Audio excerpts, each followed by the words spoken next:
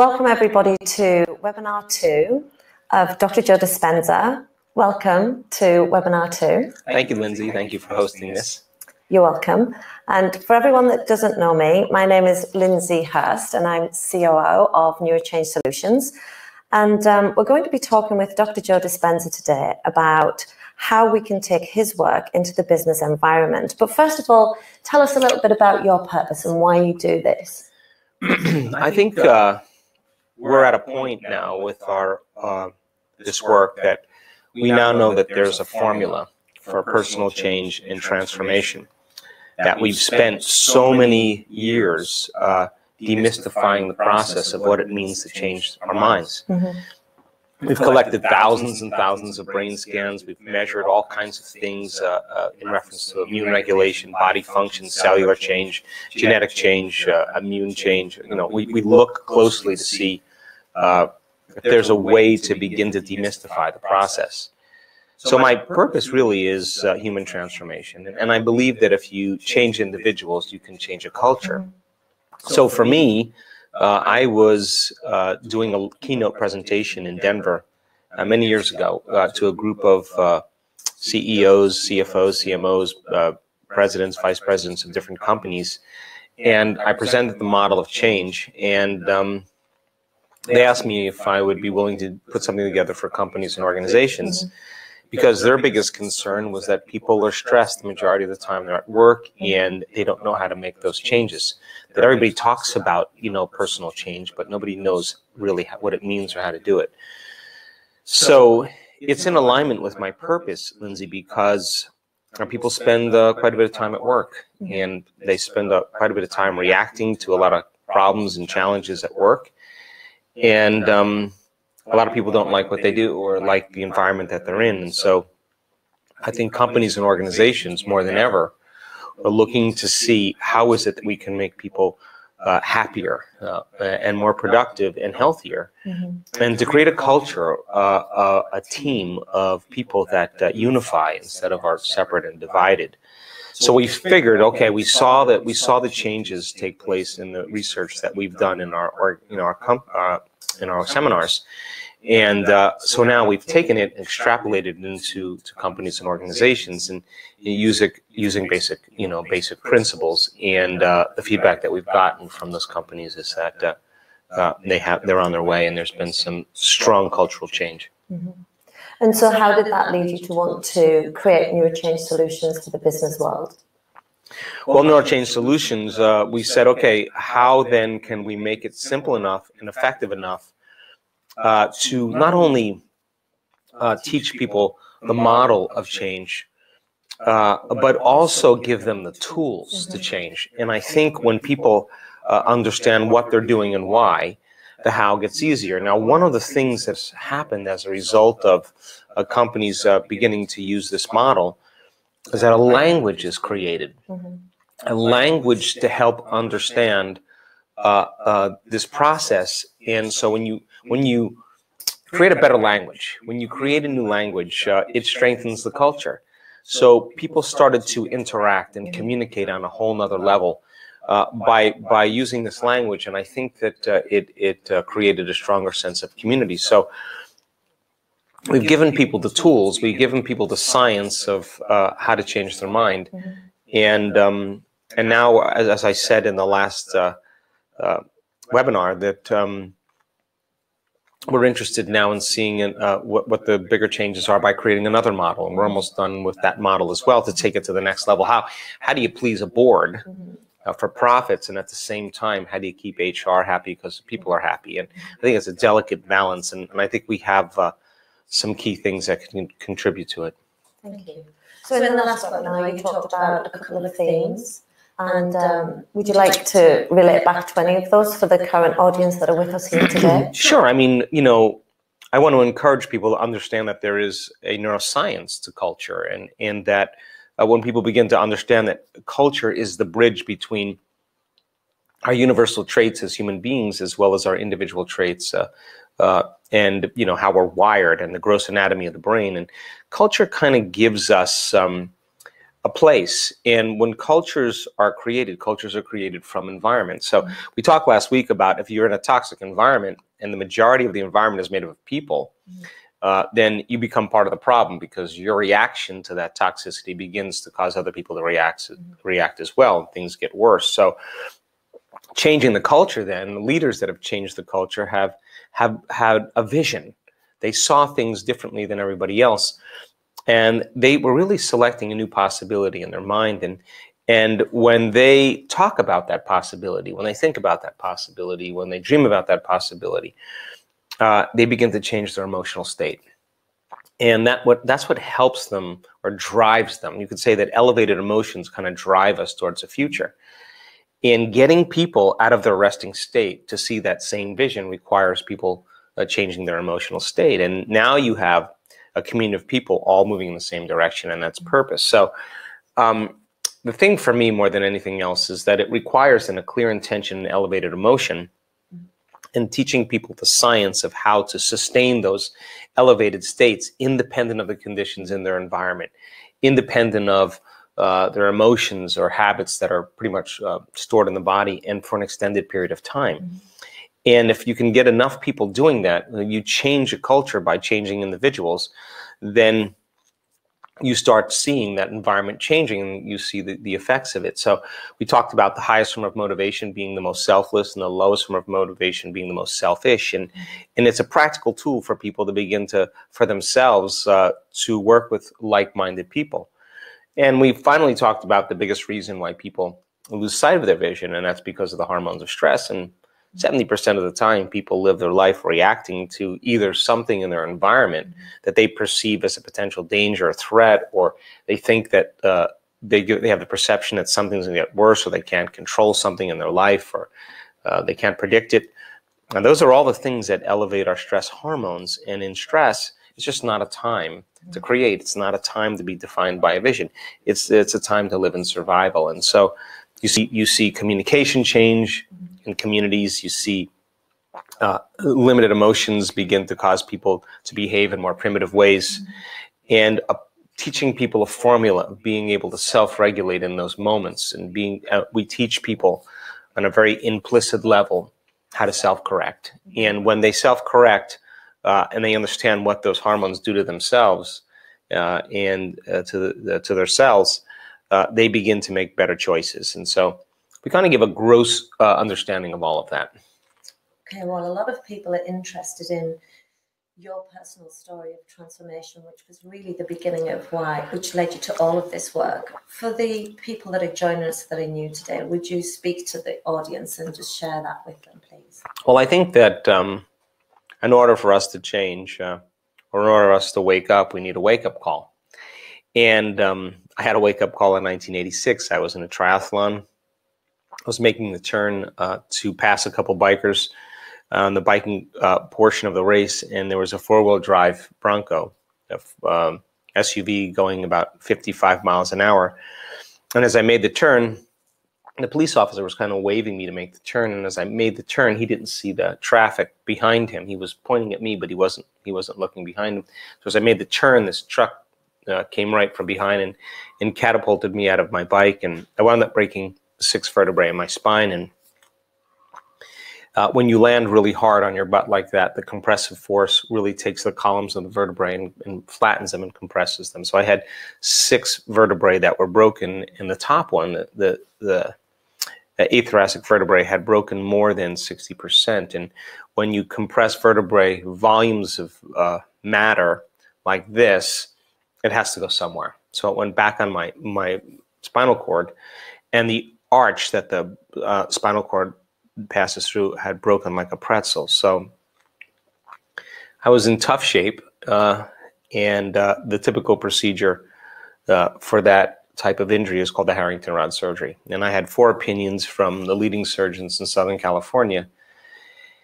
And in 1986, not a lot of people said no to surgeons, but they told me that I needed this radical surgery where they would basically screw in stainless steel rods from the base of my neck to the base of my spine, cut off the back parts of my vertebrae, screw them in there, and by screwing them in, it could act like as a cantilever to pull the spinal column off the spinal cord.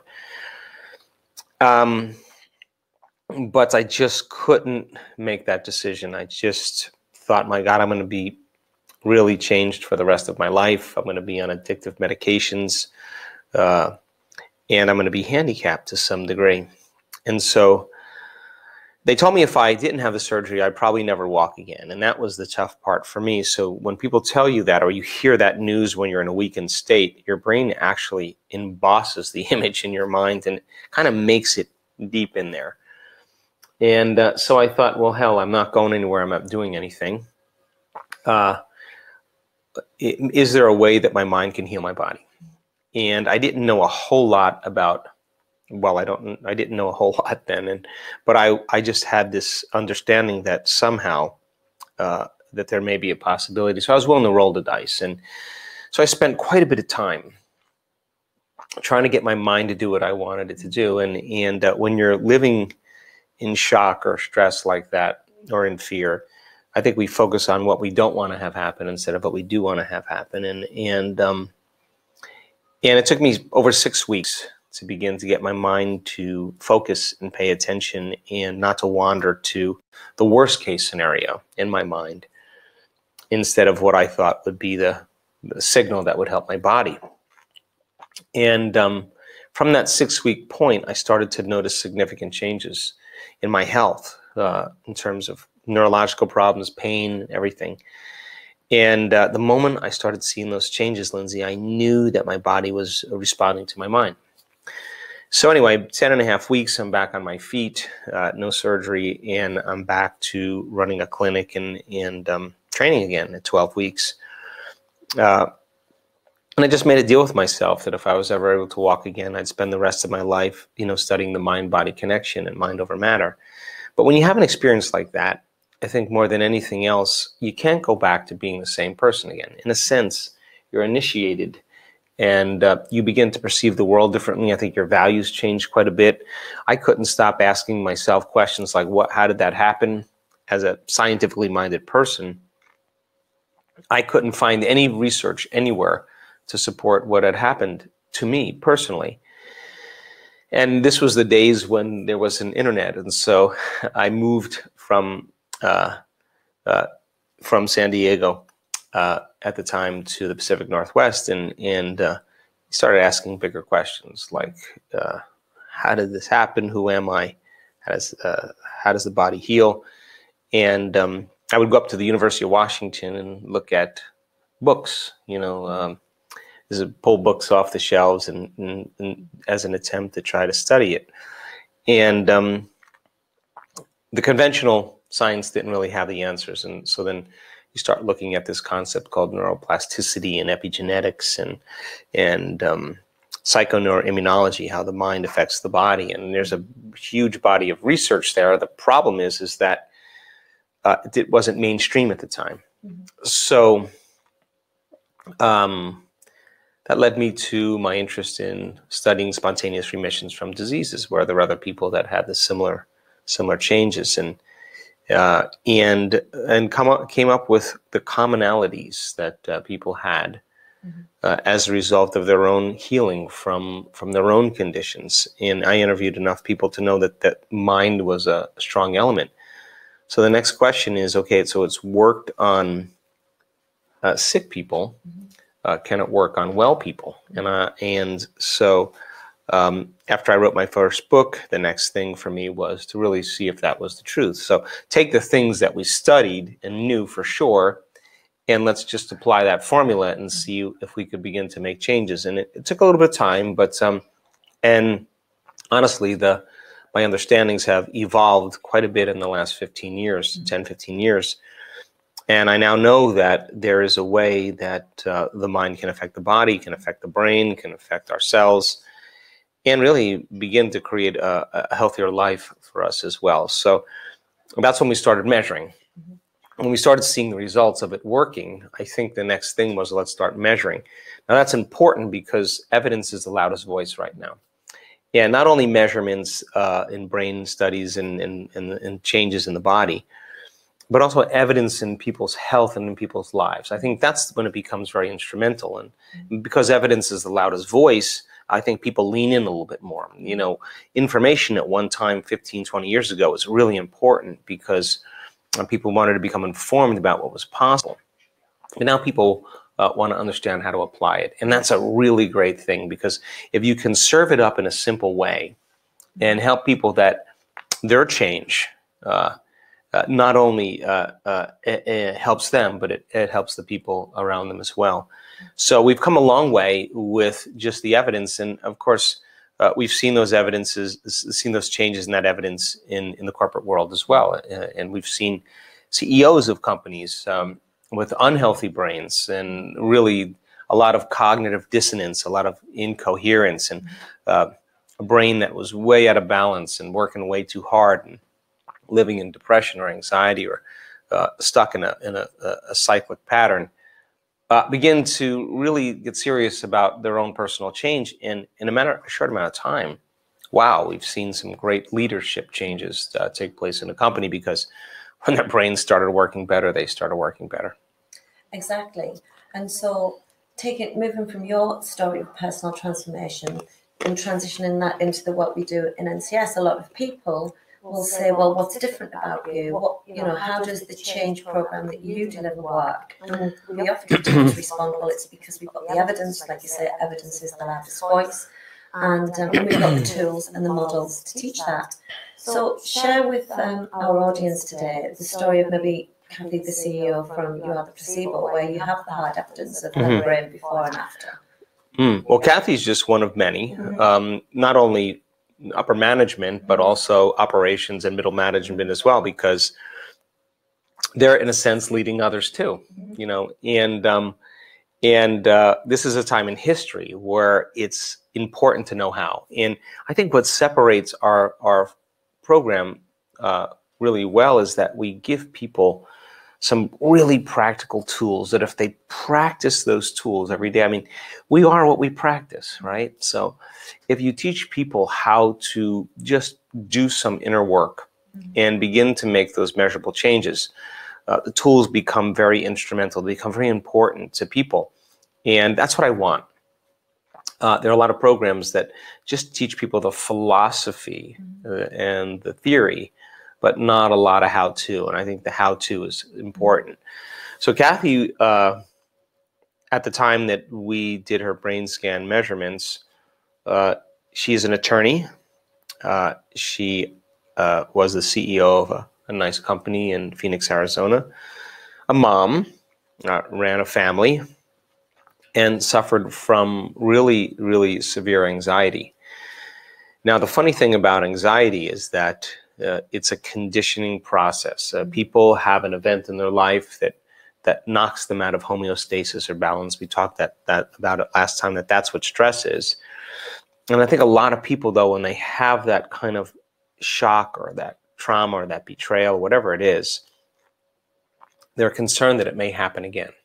So then the moment you start thinking about it happening again, what you're really doing is picking a possibility in your mind and beginning to emotionally embrace the outcome before it happens. So your body is the unconscious mind, and it really doesn't know the difference between the actual experience that's creating the emotion and the emotion that you're just kind of regulating by thought alone. So conditioning process takes place with a symbol, an image, or a picture, a brand with an emotion. So if you have strong emotions then, because of some thought that you're thinking about on a daily basis or repeating on a daily basis, you're beginning to fire and wire the same circuits in your brain, and your brain is a reflection of your thoughts, and you're sending the same chemical emotional signature to your body. The conditioning process actually becomes a subconscious process. So now fear is not just wired in the brain, fear is stored in the body. And you could say, I'm happy, I'm happy, I'm happy, I'm healthy, I'm healthy, I'm healthy, I'm healthy, I'm healthy, I'm positive, I'm positive, I'm positive, I'm positive. And your body's saying you're scared to death, you're unhappy, you're vigilant, you're worried. And that thought really has no effect on the body. Our research shows that when you teach people how to change those emotional states and teach them how to really elevate their emotional states. And we measure that, in the work that we do, because we want people to really know when they're doing it and when they're not. That when they begin to change their emotional state and they trade that anxiety or fear for a different emotion, a heart-centered emotion, that we see them reset their baseline in their brain. And so she struggled with panic attacks, severe anxiety, restless nights, insomnia, some heart palpitations, irritability, that all comes with a nervous system that's incoherent. And so she understood over time, because she's a very intelligent woman, the philosophy and the theory of how she created it. And the next question is, well, if I created it, is it possible to unlearn it or to change it? Which I think is a really important question. So when you live by the hormones of stress and you're always looking around the corner to see where the danger is going to be, or are you anticipating the next moment to be as threatening as your past, or you're so switched on and aroused because of the hormones of stress that your brain is in an alert state. The problem is when you're in that state and you're out of balance, what we do is we try to control everything in our life and keep it predictable, keep it known, because if it gets more out of control, more unpredictable, we perceive that there's some danger or something's going to get worse, and all of a sudden the arousal gets greater. So when we're in that state, then we're hypervigilant and we're sweeping the environment very quickly. And at the same time, the smallest change in the environment that we perceive as a threat signals that stress response, and now the person is even more anxious. So we narrow our focus when we do that on the danger in our outer environment, and the brain becomes habituated, becomes very narrow focused. It becomes focused on objects and things in the environment, and people spend the majority of their life living this way. And the problem then results in when they're driving in their car, or when they're waiting in line in the supermarket, or they're trying to go to sleep, and they're shifting their attention from one person to one problem to another person to another meeting to another thing to where they have to be at a certain place. And every one of those elements has a neurological network in the brain. And as we begin to fire those circuits based on the arousal of the stress hormones, if we were to measure the brain when that happens, the brain functions very incoherently. And when the brain is incoherent, we're incoherent. And when the brain isn't working right, we're not working right. And in fact, we're driving the brain into this super aroused state called high beta brainwave patterns. Now the brain and body are expecting danger. Now the brain and body are living constantly in emergency mode. So now imagine you're in a company or organization and you're switched on like this. It makes sense that the smallest thing is going to set a person off. So they have no tolerance. They can't pay attention because their mind is out of order. They're less productive. They try all these different things, but in a sense, they haven't made a change in their brain and body. So she understood all of that theoretically and philosophically, and we taught her actually to create more brain coherence. We taught her that as she begins to go from a narrow focus to a broadened focus, and if she could stay in the present moment and master a little bit of her emotions and her thoughts and keep returning back to the present moment and applying that formula of opening her awareness, that when you're opening your awareness to nothing, to space, the research shows, and our research shows, that the brain starts becoming more orderly and more coherent. And compartments that were subdivided because of the stress hormones and because of our mismanagement of our thoughts, as you sense space, you don't analyze and you don't think. And the suppression of analysis or thoughts causes this memory bank here called the neocortex to begin to synchronize. And the different compartments begin to unify, and all of a sudden you see communities of neurons beginning to work together, and what syncs in the brain begins to link in the brain, and all of a sudden the fractured brain starts functioning more holistically or in a more whole fashion. And when the brain starts doing that, we feel more whole, we feel more complete. So we measured her brain, I think it was on February 20th, And I don't remember the year, but I remember it was February 20th. And we took a post scan of her practicing just for 3 days. In 3 days, the amount of high beta brainwave patterns had diminished significantly. Her mid-range beta patterns changed significantly. There was very strong changes in blood flow to the forebrain and away from the hindbrain. We asked her to continue doing that from February 23rd to the beginning of April. First week of April, we measured her brain, and I can tell you that the scans showed just a healthy, perfect brain. And what's the side effect of that? Well, she says, I trust myself more. I'm so much more present with my family, with the people that I work with. I'm thinking a lot clearer. My mind isn't wandering all over the place to extraneous things that really mean nothing to me. And I'm happier. And the side effect of all of that is really when we start feeling some of those elevated emotions, and our quality of life begins to change, because now we're perceiving the world not through the lens of anger, or through the lens of fear, or through the lens of sadness or resentment or competition, because that's what the stress hormones do. They activate those emotions. And so productivity goes up. But now imagine a CEO of a company that all of a sudden has that kind of transformational moment, and they walk in on a Monday morning and everybody's wondering, what the heck happened to this person? Well, she's going to lead better. She's going to make better decisions. She's going to be more forgiving, more tolerant, more patient. You know, I think leading by example is what one of the things that helps cultures and communities to really sustain change. So it was a great moment. And again, just learning that simple formula and creating more brain change, it changed the future of a company. So if people want to see those brain scans, they can see them in your book, You Are the Placebo, and they can read Kathy's story. So do you think it's fair to say then that because of the advent of neuroplasticity, which is not that new, it's just over a decade old, that we're learning new ways of training ourselves and training our brains to change our brains to be able to manage our environment better? I think so. I mean, neuroplasticity, when we started out on this journey, I mean, imagine neuroplasticity wasn't a very popular word because if you're studying rodents in unchanging environments, you're not going to see much brain change, right?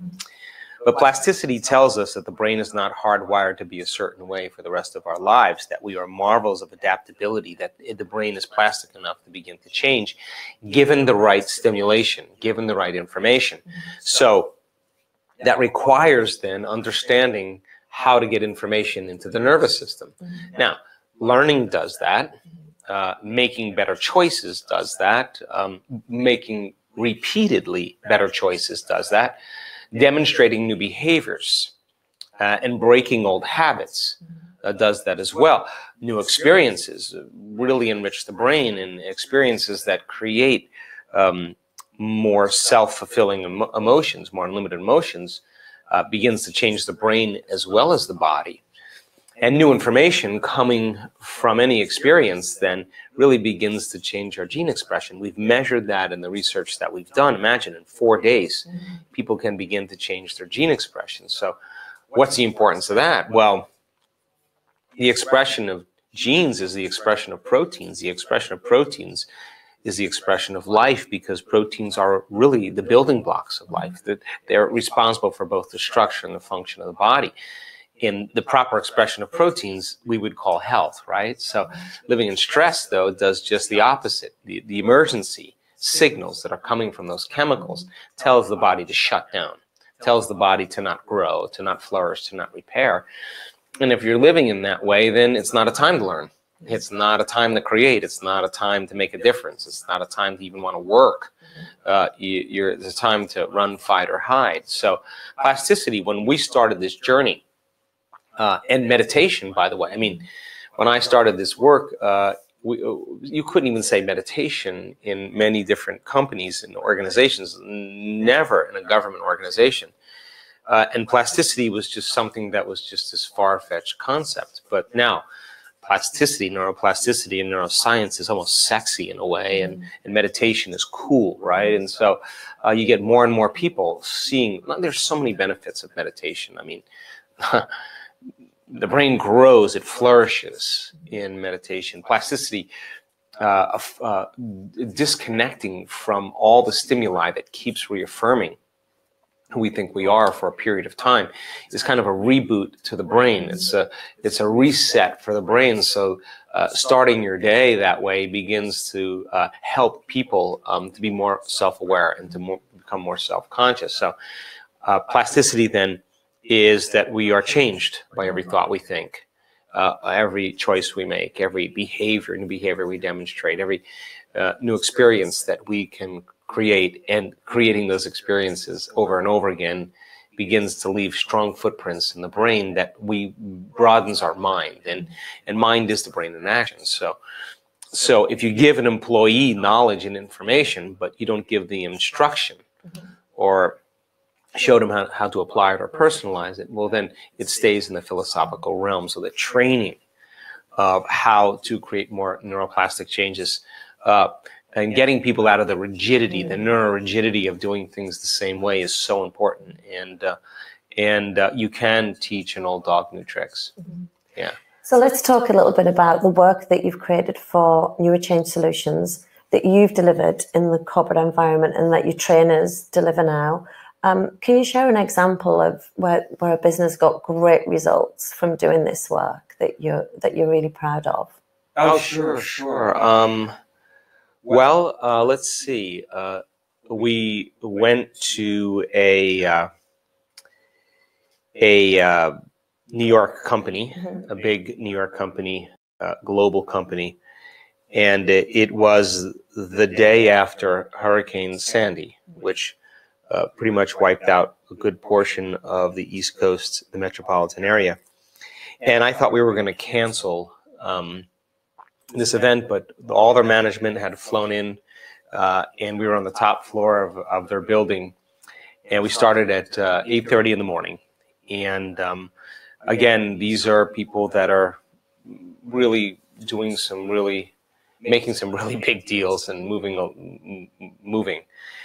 And so they don't have a whole lot of time for banter or philosophical dinner conversation. They're practical people that need information, and they need to learn how to use it. So this is a time when that industry that they're in was changing dramatically, and they couldn't do things the same way because the world was changing so fast. And the CEO of the company is a brilliant man, and he is just very neuroplastic. And so I came in with one of my trainers, and we taught them that neuroscience of culture. We taught them how the brain works. We taught them about plasticity. We showed them how to create a vision of the future. And we allowed them to break out into groups and begin to, in their individual departments, in their individual groups, begin to define what that vision was, what their purpose was.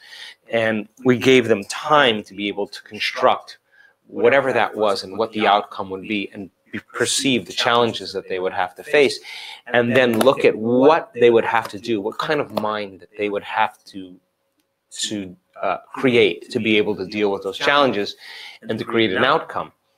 And then we allowed them to set up some goals along the line with that purpose. And one by one, these individuals created just eloquent and beautiful visions and of their future, and they were so inspired.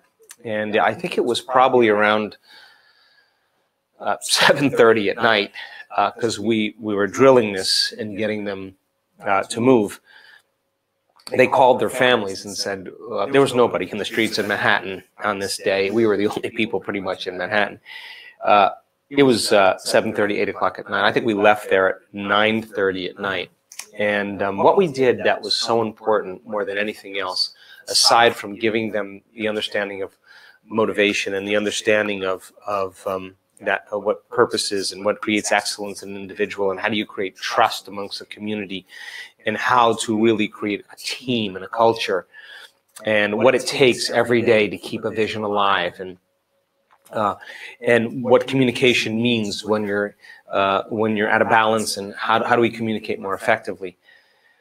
Aside from all of that, it was their own personal self-reflection. In other words, they sat down and they thought about, okay, this is our short-term goal as a department. This is our long-term goal. Here's the obstacles. Here's the challenges. Here's what we've been doing. And it's obvious that this isn't working. We just haven't had any time, because we're so much in emergency or trying to catch up, that we didn't have the time to really think this through. Now, here's where brilliance comes out, because we could have been anywhere, all right? And for them, they lost track of time and space. They were so engaged and so connected that when I said, okay, let's switch, they'd say, no, we're not done. Now, they're wanting this, right? And they're nose to nose with each other, and they're communicating, and they're drawing. We have boards all over the place, and they started to self-reflect. And now this is cultural change. It's an instinct. It's an instinct to be part of the culture, to be part of the tribe, to be part of the community, and how to move as a group, right? So they said, okay, we're going to move, but what is my individual duty here? So they started writing down the choices they had to make, and they defined them every day. Every choice, that choice. They had to get clear on the new things they had to do, the new performance that they had to do, the things they had to learn, new things they had to learn. So here we go, the thoughts, the choices, the behaviors, what goals, personal goals they would have to create in order to arrive at their short-term goal individually. And then every time they wrote down those experiences, those goals, I watched them get more excited. So now, when they're feeling the emotion of the future, they're combining that clear intention with the elevated emotion. They're changing their state of being. And when they're feeling those emotions, they're giving their body a sampling emotionally of the future. They're feeling the outcome before it's happening. And by doing that, they're keeping their vision alive. And by living by that emotion, they could see that vision clearly. The moment they lose the emotion, they disconnect from that vision of the future, and they're back to their emotions of the past, which is the next important question. So at 9 o'clock at night or 8:30 at night, I said, okay, personally now, what thoughts do you personally have to stop thinking? And what are they? List them. I can't, it's too hard, I don't like this person, I'll do it tomorrow, whatever. Let's get your thoughts very clear, because you got to become conscious of those unconscious thoughts. So conscious of those unconscious thoughts that you wouldn't go unconscious to them in one day, because that would drive you further away from your vision. What choices do you have to stop making? List them. What behaviors, what habits, even how you speak, would you like to change about you, so that you can keep up with this goal?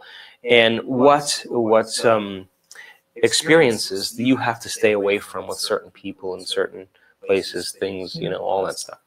And then look at what emotions that would bring you down to a different level, that would cause you to no longer see that future, and just name them. Let's just list them, and let's list the triggers that set them off, so you're aware. So now they have a complete understanding of the old self, and they have a very clear understanding of the new self in order to arrive at their vision and their goal. And the process of change is that unlearning, relearning. It is breaking the habit of the old self and reinventing a new self. So now, meditation, as we said last week, means to become familiar with. So now they have all the constructs that they need, all the raw materials, every single day, to be able to personally work on themselves in their meditation. And so it was seamless for them, because it made total sense that they had to become so conscious of their unconscious self and the way that they were doing things on a daily basis, that they couldn't go unconscious during their waking day. And then they had to fire and wire new circuits in their brain. They had to rehearse the choices and things they were going to do over and over again. The process of mental rehearsal then begins to install the circuits in your brain, the hardware in your brain. If you keep doing it, the hardware becomes a software program, and you start acting that way. You start thinking that way. You start making those choices. You primed your brain to the future. And then the key element for them was when they reviewed their goals and their experiences, and they didn't wait for them to happen to feel the feeling of when it happened. I wanted them to feel the feeling before it happened, because the more they felt the feeling, the more they would stay connected to that vision and become familiar with that new circuitry, the new software in the brain, the new hardware in the brain, the new thoughts, the new behaviors, and the new feelings, to the degree that it just became who they were. And so the company made a huge, huge shift in a 2-week period. And the profits were outstanding. Their teams were reunified. We sent our corporate trainer back in there to do some consulting. And this is a very, very successful company right now in the world, and in a changing environment, in a changing time. They were able to adapt, and Darwin said it's not the strongest of species that survives, it's not the most intelligent of species that survives, it's the most adaptable. And adaptation was being greater than the challenges in their environment and meeting it from a new level of mind, to really begin to change the unconscious habits and emotions that really pretty much are stored in the body, and to sustain that change for an extended period of time. And when you do, you start experiencing that flow, the magic, the zone of how everybody starts working together, and the dross falls away. And they had some profound growth in that 1 year. So they made significant profits. Yes, very significant. I know we can't say how much, but they did very well. Yeah. And the CEO, of course, really is a sound meditator to this day. He reaches out every now and then, and loves the work, and loves how he feels, and I guess his family does too. So yeah, side effects. That's a beautiful side effect of this work, is it impacts the work life, but it also allows you to have a better private home life as well. Well, imagine, I mean, if you're functioning better in the most challenging environment for most people, which is their work, they're going to be able to function with greater awareness in their life as well. And you know, when you start showing up unpredictable in your life because they're happy for no reason, everybody starts worrying about you, because you're showing up different. And when you no longer are relying on anything out there to take away your lack or your pain or your emptiness, but you're doing it from within, then I think you're less seduced or less reactionary to those things, and you truly are changed. So I think it would be a great idea. I've asked you lots of questions. Why don't we go to the chat? I've got some questions that have come through, if you're open to that. So we have a question here. How do you prioritize when you work in a company with hundreds of staff and young ones, and you've got a lot of different things going on in your day? You would understand this question. Yeah, this is a great question. I think overwhelm in companies and organizations and in individuals is a really, really big topic. And you think about this, you know, when you've reached a point where there's so much information coming to you, and you have so many things to do, and your mind is so full, and you're shifting your attention all over the place to try to get everything done. The side effect of that is that if you are what you practice, is you start developing a shortened attention span. That becomes your habit. And when you shorten your attention span, then of course you need stimulation to keep your attention, and stress is a great way to arouse the brain. So if you're working with a company and organization, and there's hundreds of to-do lists and a lot of things that need to be done, you got to get those departments or the group of people together and start prioritizing the most important things, both for the department or the group, as well as for the individual. And then you have to start retraining people to understand how to begin to communicate with each other and set goals with projects. And then again, get very clear on how much time that they allot for that, in addition to all the other things that they're doing. So there's got to be a prioritization of important elements. And, you know, at the same time, you can't expect a person to be so high functioning that they get everything that is on their plate done. So we see prioritization as being one of the key elements. We see that combined with communication and then support. If you have a team or at least one or two people that support you, and you can show what you've done to someone else and have them work with you in a smaller team, I think we've seen people really, that kind of feedback really help them to become more accurately adjusted. So companies and organizations that function in overwhelm just means that they're back in that emergency state, and we got to break it down into smaller bites so that one by one you tackle one thing.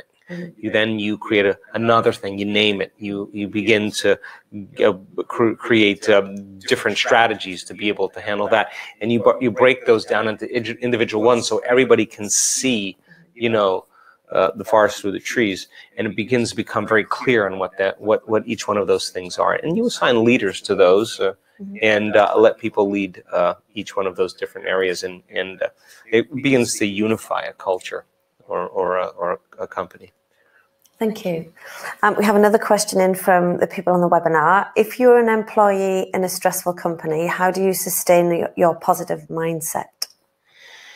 Yeah, this is one of the most common things people ask us all the time. When you're in an environment that's very stressful, it's so important for middle operations or middle management to sit down with upper management and to give them honest feedback and to educate them that really, listen, everybody in this organization is very stressed and we can't function like this all the time, and there's got to be a way that we can be trained to not live in this state. I think upper management needs that kind of feedback. That's part one. That's the top-down phenomenon. And, it's so interesting because if we're consulting with a company and organization and we want to get the feedback from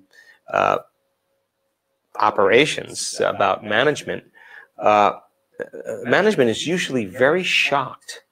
Like, I don't know if they're the emperors that wear no clothes, but they just really are amazed that people have that view on that level. And it takes them a little bit to kind of swallow that and get over the fact that it's not personal. It's just the way it is.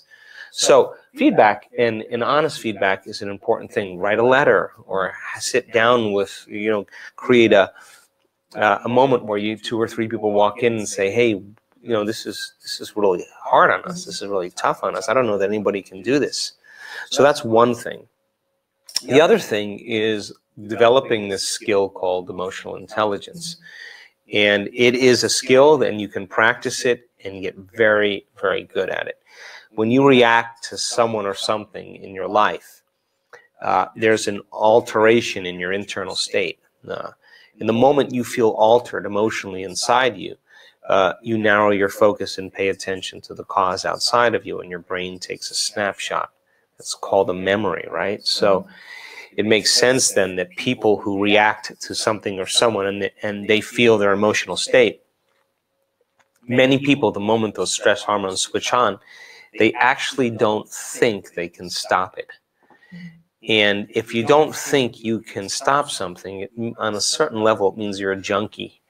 Right, you're addicted or you're conditioned in some way, and the chemical residue as a result of that is called the refractory period.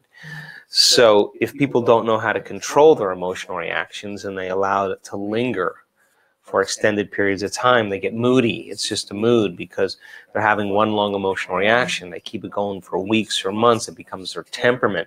They have a bitter or angry temperament because of something that happened 5 months ago or 3 months ago. They're memorizing their emotional reaction. If they keep it going on for years on end, it becomes part of their identity or their personality. And we could say that if emotions are a record of the past, the person really is really defining themselves from the past. So learning and teaching people how to self-regulate. He would say to me, well, that's impossible in a stressful situation. In fact, it is a test in teaching people how to be unresponsive to the stimulation, to be unreactive to those conditions, is and shortening their emotional reactions. Now listen, everybody reacts. I mean, we all do. But the question is, how long are you going to react? So teaching people how to shorten the refractory period of those emotional reactions and begin to self-regulate, all of a sudden, they're not part of the stress. They're not part of the dynamic of the stress. They start rising above it. And everybody else around them is wondering why they're not. And that begins to open the door to change. So that's a bottom-up phenomenon, right? And again, that's training that we teach people how to do that, because it's the only person that's really being affected by that is the person who's having the reaction. So we like to look at it from a top-down level as well as a bottom-up level. Thank you.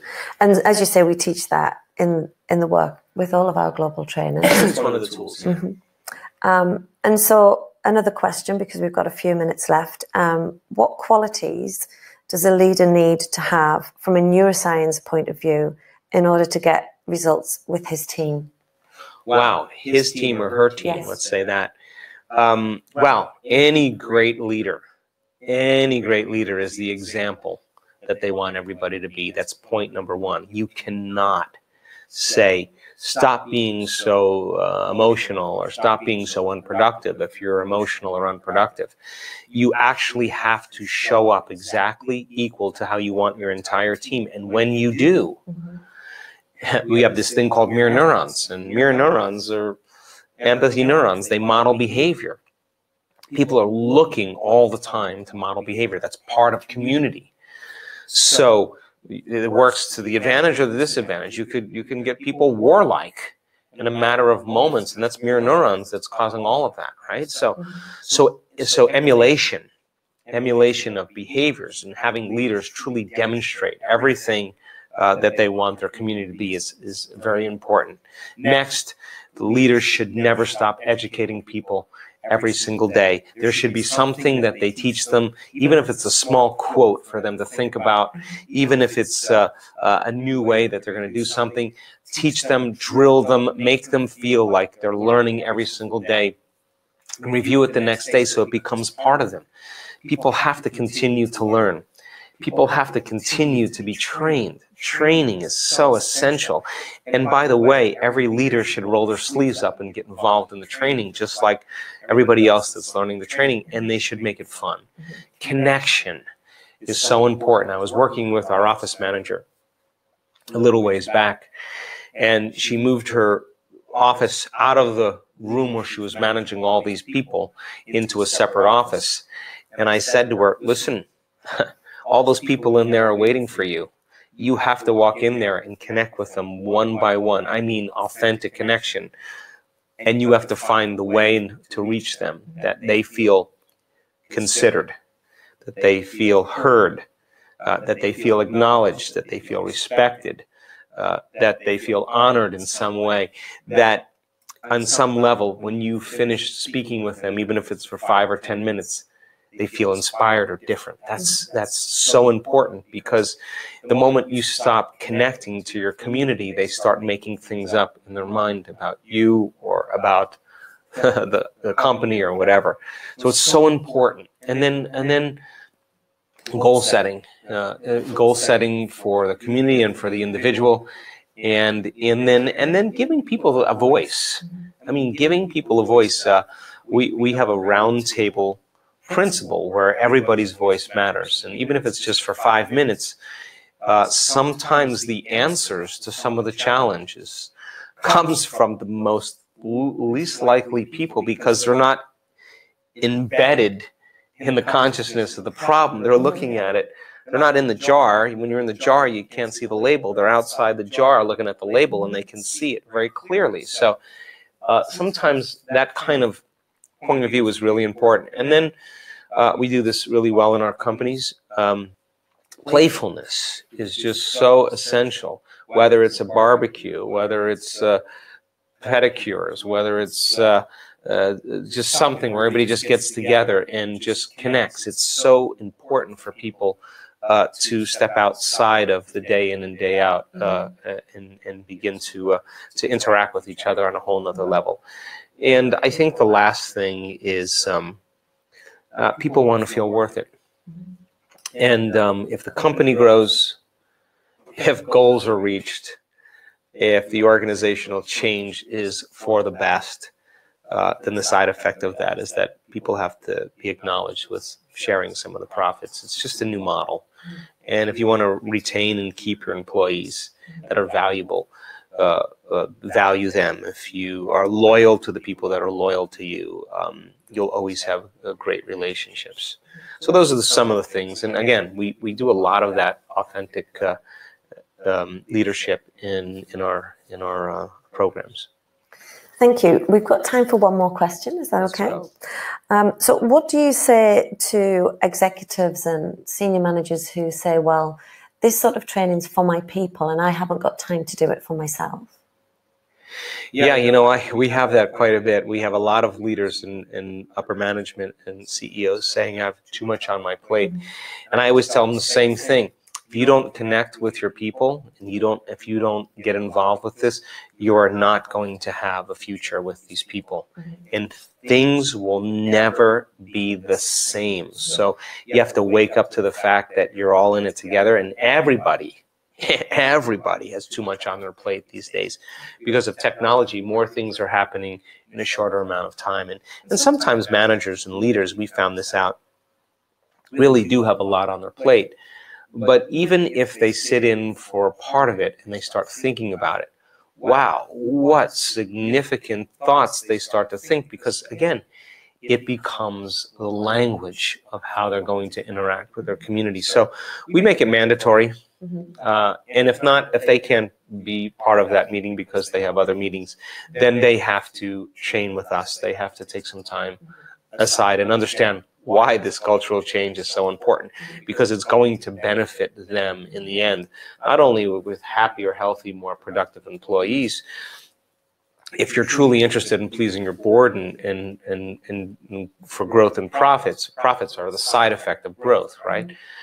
Then you have to roll your sleeves up and be involved in cultural change. And by being there, it makes a huge statement for everybody to pay more attention, to be more present, to participate more, to engage more, and to contribute more. And a leader who understands that will change their diary to make it a priority.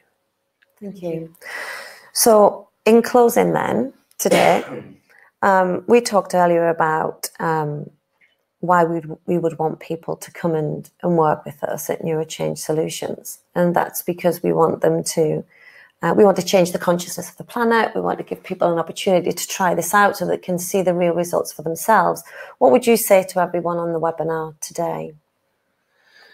Again, you can change in your workplace, you can change in your personal time, you can change at home, but you spend a lot of time at work and you spend a lot of time with people at work, or at least interacting on some level. If it's not in 3D, then it's virtual or through technology. And, I want people to have the opportunity really to experience some of the changes that we're doing. And we have over 80 trainers all around the world, great people, really smart people, super intelligent people. They produce results. And if people are interested, I think one of the things we'll allow them to have a free consultation with one of our trainers. They can click on the link that's provided at whenever it's provided and take a chance, and interact with one of our trainers and see if it's a fit. And if it's a fit, then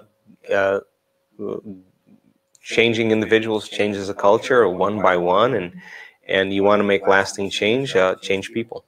Thank you. So if you want to take part in one of our training programs, which is Change Your Mind, Create New Results, you can click on the button in the chat feed, or you can go to www.neurochangesolutions.com and you can fill in the contact us form. Thank you for watching today.